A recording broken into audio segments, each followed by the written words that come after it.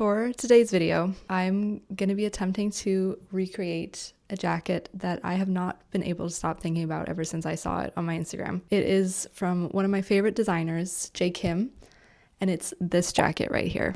It is so perfect. It's a perfect mix of being like this nice cozy fleece, but still has these really fun details with the flowers on the sleeves, with a bit of mix of like different textures and fabrics and prints, which I love. So I am going to make my own version of this jacket. So I've been thinking about this jacket for a while, but what really sparked my creativity and like made me want to make it was I was at the fabric store and I saw that they had this fabric in the remnants bin, so it had a really good price. It's actually furniture fabric, like furniture upholstery, I guess. But I thought that the print was super fun, and it did give me like a very J.Kim kind of vibe. I saw this and I was like, okay, I'm gonna use this to make it. So this is gonna be my flower cutout details on the sleeves, and instead of doing like different types of fabric and prints and stuff for the flowers, I'm just gonna do all of my flowers on the sleeves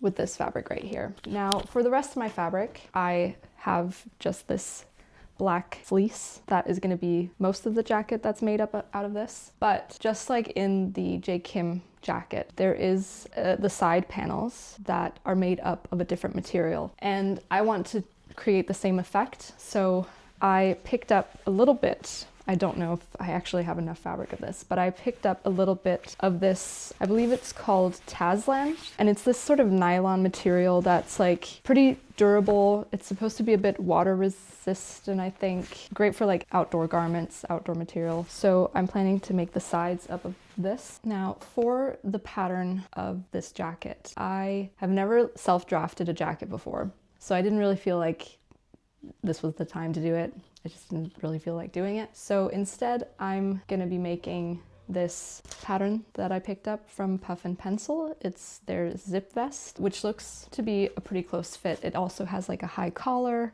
It has a fitted silhouette to it. So I thought that this was a good place to start. So I think this will be good. This does, however, have, you can see it has seams that go all the way up through to the shoulders, and I want to have more of like a princess seam. So I actually already went ahead and tried to do a little toile where I basically pattern hacked the bodice of this jacket. I moved the seams of the upper part and kind of moved it into a princess seam. A little bit dodgy way of doing it, I will say, but I think it turned out pretty good.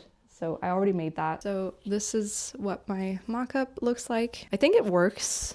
This is the back, as you can see, with the same sort of seams. And I'm also pretty happy about the placement of the front and the back side seams. They match up pretty well on the armhole, like in the same position. So I'm pretty happy about that. And this part will be made up of fleece, sides will be made up of Taslan, and sleeves will be fleece. That was also part of the reason why I really wanted to try and pattern hack this to be made up of these sort of curved side seams or princess seams, because I really wanted most of the upper part of the bodice to be the same material as the sleeves. So I was happy that I could kind of figure out how to do this. But yeah, let's get started.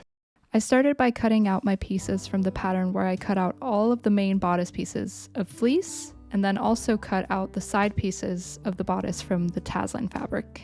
For the side pieces where I also cut it out of fleece, I tried to give a bit extra seam allowance on the sides and on the top so I could later sew down the edges by hand to the other fleece pieces.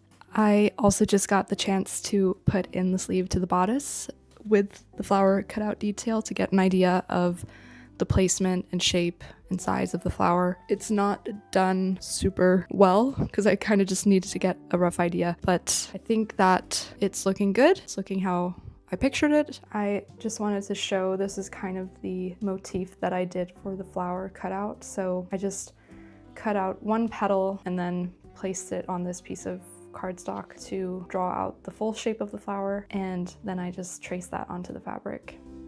I then hand basted the fleece and the Taslan side pieces together so that they wouldn't move when sewing the bodice together.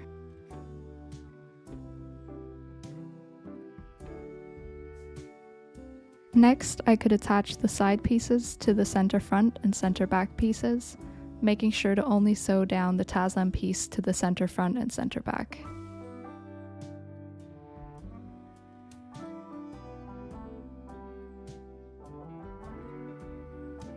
Once the back pieces and front pieces were sewn together, I could attach, I guess, what would be considered the lining piece, which is the inside fleece fabric, on the side parts. I sewed this down by hand by folding in the seam allowance, and then did a stitch in the ditch, guiding the needle through the ditch on the outer part, then placing it back in the same spot.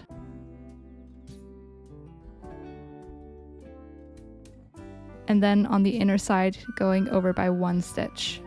There were quite a few layers to get through, so it was a bit tough. And not the most beautiful stitching, but invisible from the outside.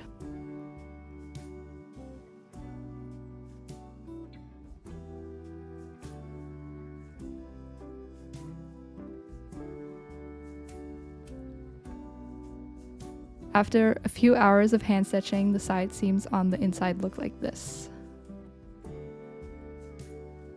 I then sewed shoulders together and decided to try out some Hong Kong seam finishes to encase the raw edge. This technique can replace overlocking your edges and uses bias tape on each side of the raw edges to encase them.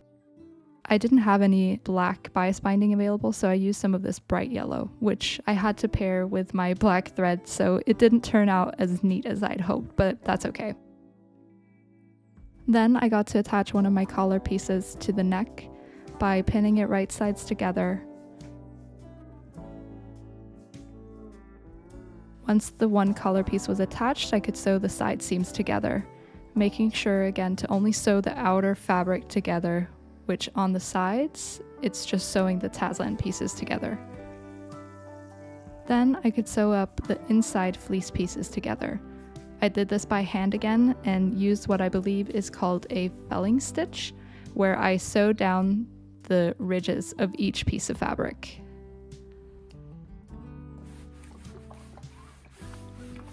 Next, I got to working on the facing, placket, and collar pieces. The facing goes along the bottom of the bodice, while the placket is the part sitting in the center front.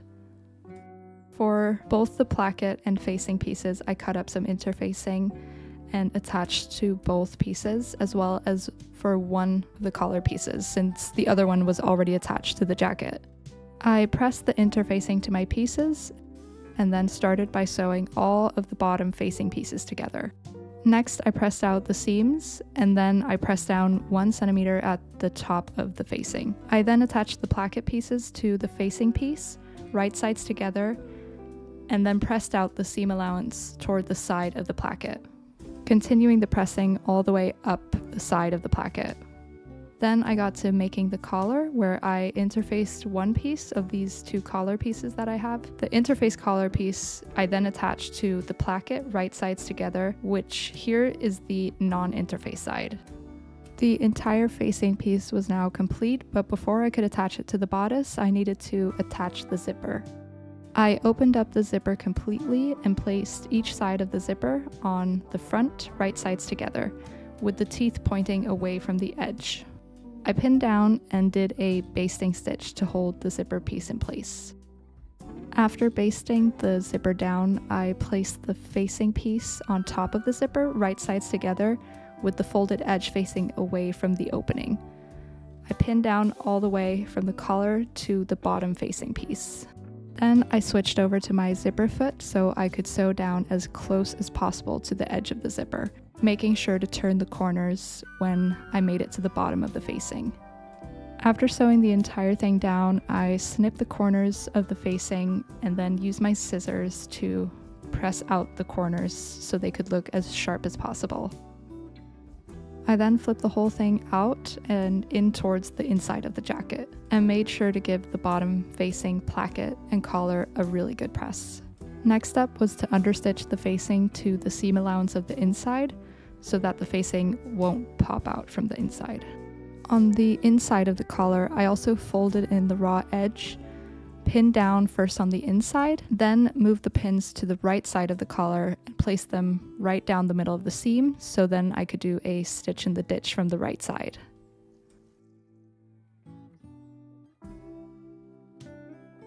Afterwards, I top stitched right along the edge of where the zipper is sitting to get the inside of the zipper to sit in place, again using my zipper foot. As a second final step, I removed all of my basting stitches of the side pieces. And then lastly, for the bodice, did a line of top stitching from the top of the jacket and all along the bottom, about 4 centimeters from the edge of the jacket. All right, so it's a few days later. I finished the vest part of the jacket, and I think it looks pretty good overall. I did some top stitching along the edges here. The entire inner part, except for the placket and the facing, is all made up of fleece. The only thing that I'm really upset about is the fact that I forgot to add pockets into this. I really, really want to be able to put my hands into this, but I just forgot because the pattern doesn't come with pockets. I kept telling myself before I got started, I was like, okay, remember to cut out pockets, remember to cut out pockets. And I just completely forgot and sewed up the entire thing. And I don't think anytime soon I'm gonna be unpicking this and putting in pockets. Maybe in the future, we'll see. Now, moving on to the sleeves. I did just try and add a piece of this flower fabric into my little markup flower just to kind of see how that lays, because I think that I'm going to be hand stitching this to the flower. My original thought was that I was going to do a lining piece underneath the fleece fabric where I would attach this flower piece onto the lining, but I just really don't want to not be able to have a fleece sleeve. I feel like that's what's so nice and comfortable, and also feel like it would be a little too bulky with a different fabric underneath it. So I'm gonna try and just hand stitch, like stitch in the ditch, the part of the cutout flower with the flower fabric underneath it, and we'll see how that goes. But yeah, I'm gonna cut out the flower cutout parts now from the sleeve, so let's get to it. Actually, one thing that I did forget to mention is that the pattern for this specifically states that it's suitable for fabrics that are woven fabric. I decided to ignore that. I think it turned out okay. I think one thing that kind of irritates me is one side of the top stitching that I did turned out to be completely fine. The other side, it's a little bit like not smooth. And to be honest, I unpicked this like 3 times to try and get it to sit flat. This was the best that I could get it to. So I'm gonna live with it. I think it looks okay, but if you do like look closely, if you notice that it is a little bit not lying completely smooth here, yeah, I'm sorry. It was time for the sleeves. So I traced out my flower pattern on the sleeve with a 7 centimeter gap in between each flower. Next, I cut into the flowers completely. For the binding of the flowers, I chose this black satin finish bias to give a nice and shiny look to the fleece sleeves. To make the petal loops with the bias tape, I cut out 4 pieces for each flower, all the same length. Then I take one piece, which I place on the wrong side of the sleeve,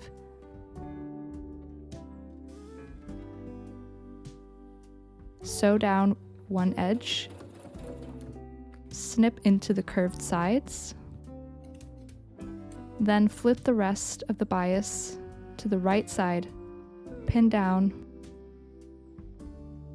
and top stitch. For the first bias flower loop that I sew, I leave about 1 centimeter of the bias tape unstitched from the end of the petal so that it will be easier later to sew down the final loop. Once all the loops were attached, I could then tie them together, and then we get this flower shape. Then came adding the flower fabric to the flowers. I cut out a square piece of fabric, and then I got to hand sewing each individual flower down with a stitch in the ditch along the bias binding edge.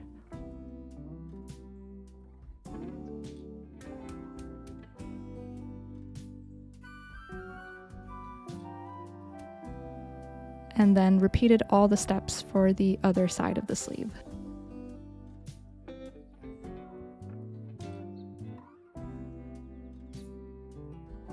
I inserted the sleeves, and then to finish off the bottom of the sleeves, I just folded up the edges first by 1 centimeter and sewed down, and then folded up again and sewed down. And then we're done.